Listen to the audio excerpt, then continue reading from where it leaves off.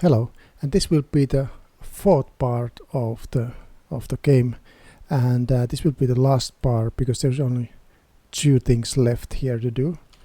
This is the situation when we finished the last part. We were able to create the falling chunks. Obviously, they don't, when they hit the player, nothing happens. So we cannot do that now. That when the chunk hits the player, it's gonna be game over. Okay, that's one thing. And also we want to create a scoring now. We want to create scoring that each time one of these chunks hits the bottom, we get +1 score. So let's start doing this. Let's think about the hit test. So when something is hitting another, when an object is hitting another object, we need to be able to detect that one. So if this is the game area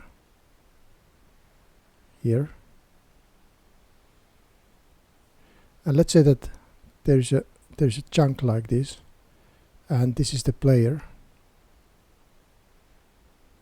Now, how do we know that two objects hit each others? We need to test that. Did this object hit this object? In this case, they did not hit because this object is here, and there's a space between.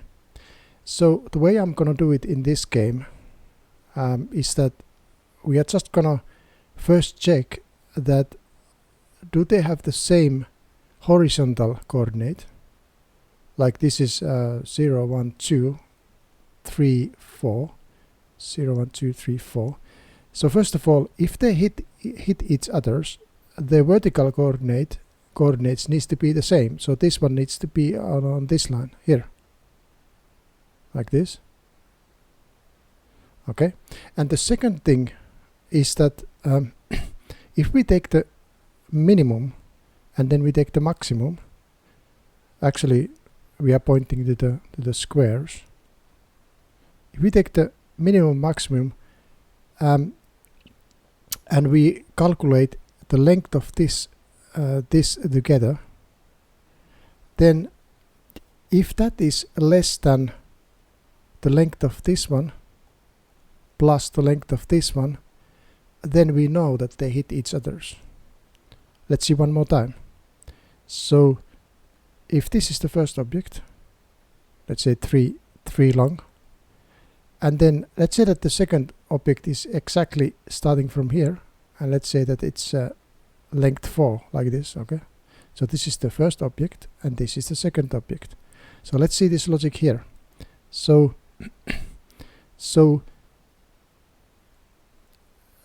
the maximum of both of them will be this square here, and the minimum of both of the object will be here. So what do we get?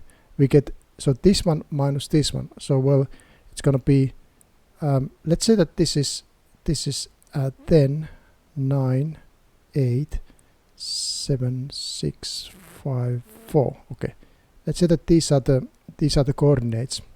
So now we can look from here that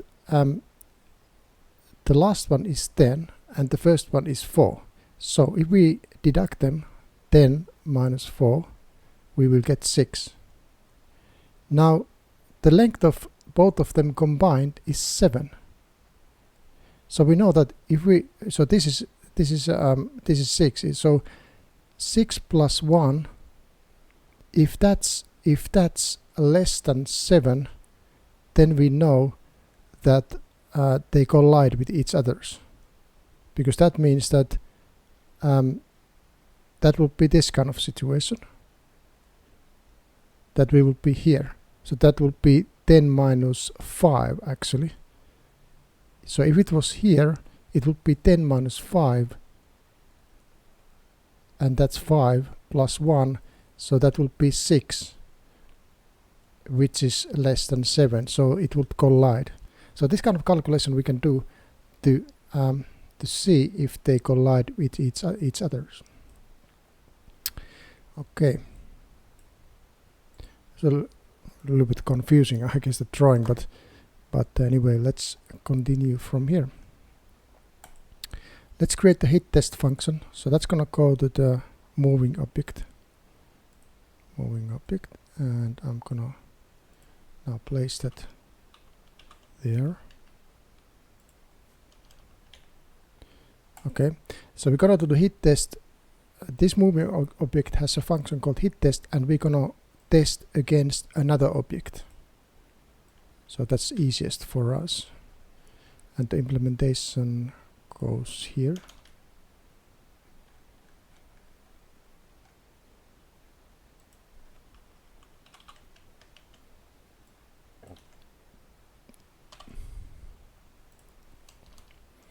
Like we did in this graphics, so we know that we need to calculate the lowest and the highest of those two.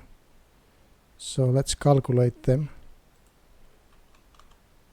The lowest index of both of them.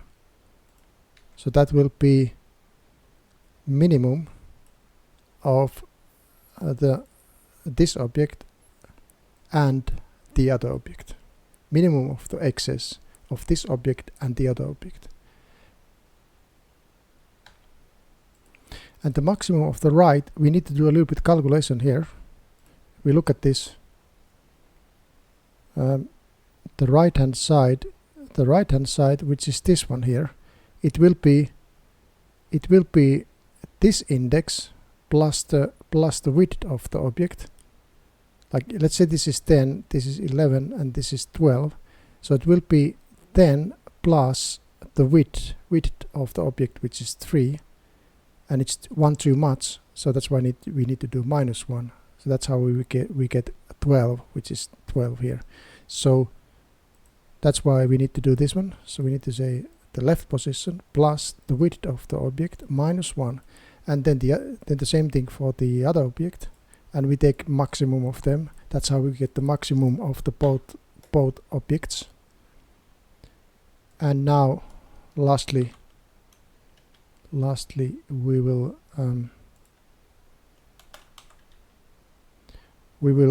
calculate the condition here. That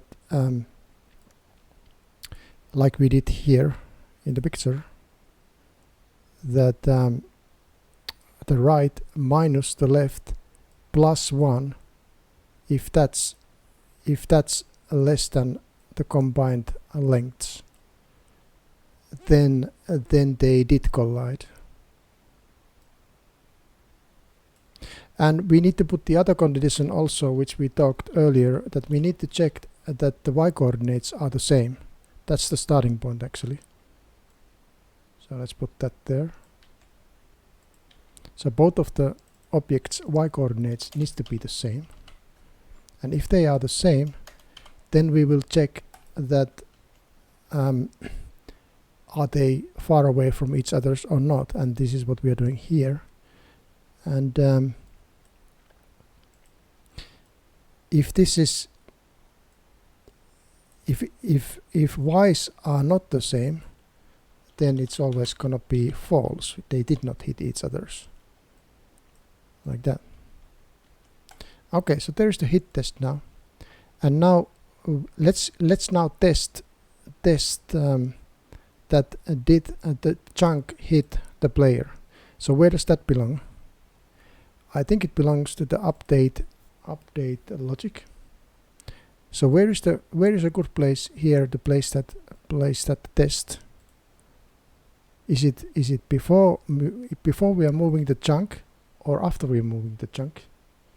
That's an interesting question. We better do it here before we are moving the chunk, because we need to first check that did the chunk hit the player. Why is that? Because here we are creating a new chunk, and we are placing that chunk at the top of the playing area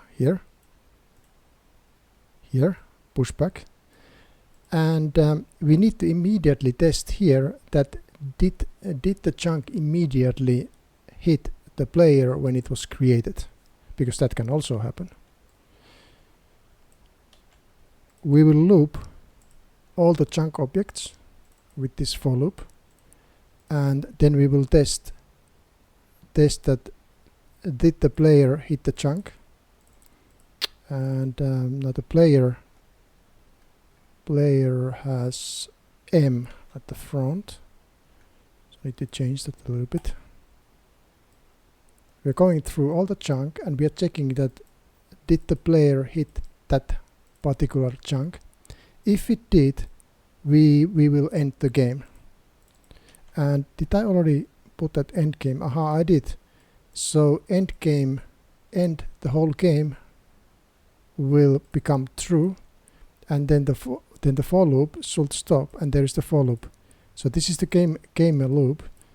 So this while loop will end, and then this one will end, and the whole program will stop there. Okay, so let's test now if this works. First of all, and if it works, then we can do the explosion drawing after that. Okay, so let's see if this works. Aha, it did work. So the hit test seems to work. So let's do the next thing. If it hit the player, then we want to have that menu that do you want to start a new game or do you want to exit the game. So let's do that one next. So we can do it here. Let's create here of another loop here, looping the game, that we can start another new game here after the game over. So we will create a boolean value continue game, and then we will create a loop here that as long as we will continue the game, we will loop creating a new game and then running that game. Okay, and we can do here forever loop.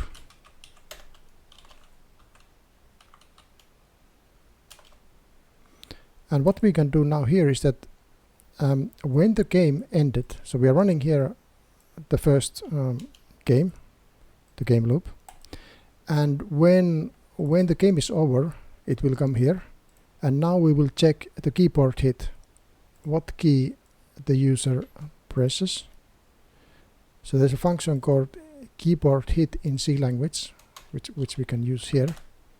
When the key was hit, we will check that what key it is, and now we need to create a function called get character, which will get that what character was hit, and let's implement that function here.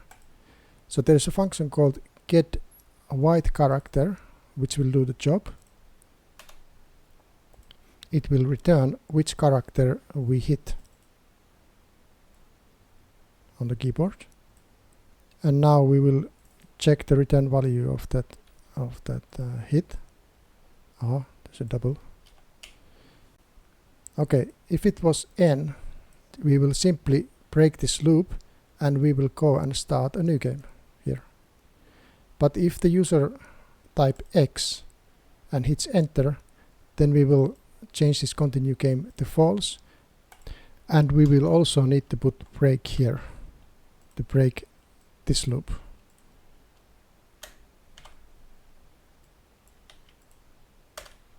We can of course check here that if the user presses another key, we can print an error message here that hey, wrong key pressed, but I'm not gonna do it here now.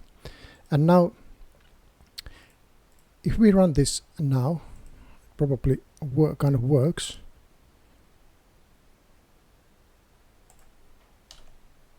So let's purposely stop immediately, and if I press now new N, you see it continues. So let's do it again. So if I press now X, yeah, so the program finishes now. Okay, so that seems to work, but we want to have the message at the top also, because now we don't see any message that what to do. So let's do the menu and the message at the top now, and that will be done in a renderer. In a renderer we will check that is the game over, because before we do the renderer we will always update the logic, and in the logic we will set this end game to true. So here we can we can put the explosion. So let's try something like this. And then the position of the explosion will be the same as the player's current position. And then I'm gonna print game over at the top of the screen, and then the menu here. So this happens if the game is over, and if the game is not over, we will draw normally the player. So this explosion we will draw at the place where the player is if the game is over. If there was a hit, if there was a not hit, we will normally draw the player. Okay, and let's see if this works. Let's run the game.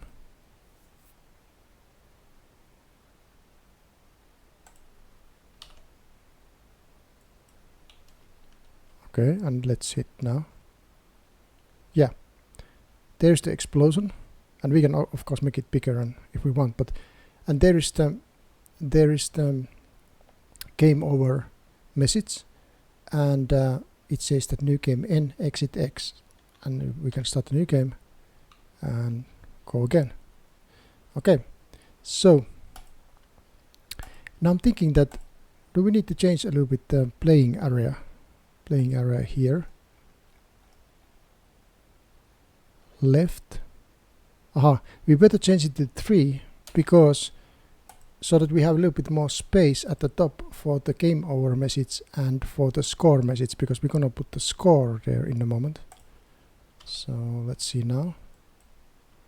Okay, so let me, yeah, now it's better. So the chunk starts coming from here, and then we have the printing area here. Good.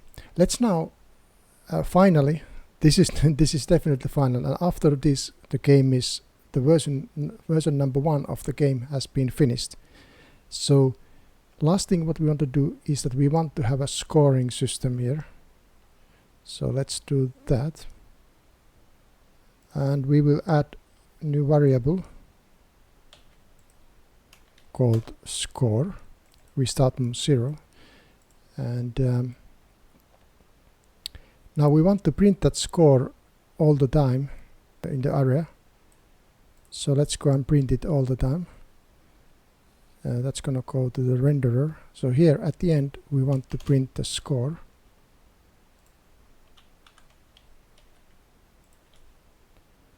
Okay, does that look good? So we are changing, the score is an integer, and we are converting it to string using this toString function, and we will place it at the top. So how do we now calculate the score? If I run this one more time,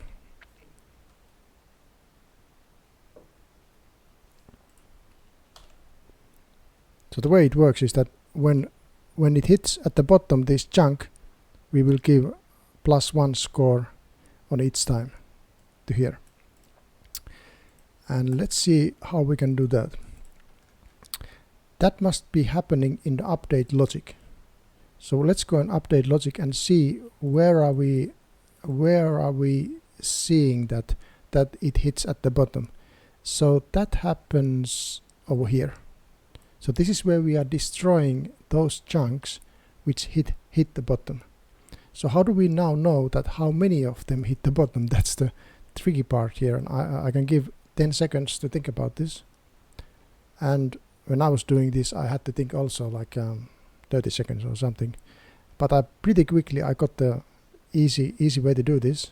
The way we can do is that we can calculate that how many chunks are alive before this removal, and then we can compare it here after the removal, and it's gonna be deducting those two values. We know that how many has been erased.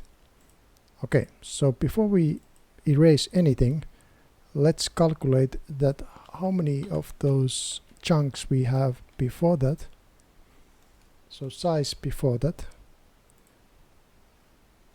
chunk size actually, chunk size before, and then the score will be